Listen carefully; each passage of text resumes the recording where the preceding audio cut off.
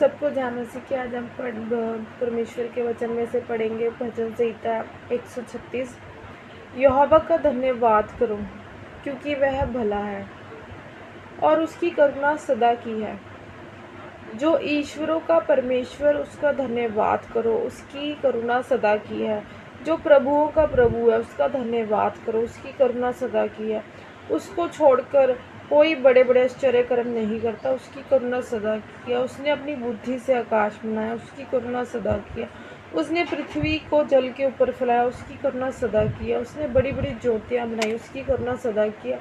उस पर दिन पर प्रभुता करने के लिए सूर्य को बनाया, उसकी करुणा सदा की है। और रात पर प्रभुता करने के लिए चंद्रमा को और तारागण को बनाया, उसकी करुणा सदा की है।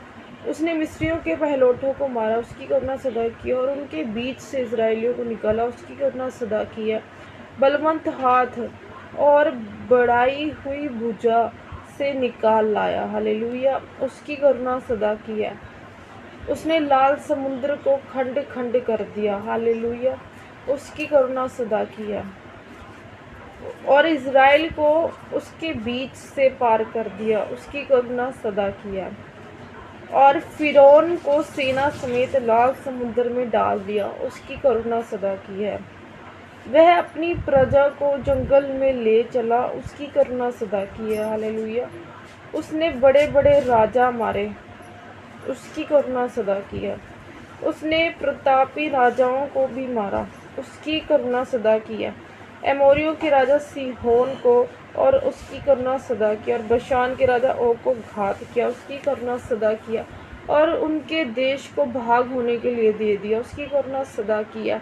अपने दास इजराइलियों के भाग होने के लिए दे दिया, उसकी करुणा सदा किया।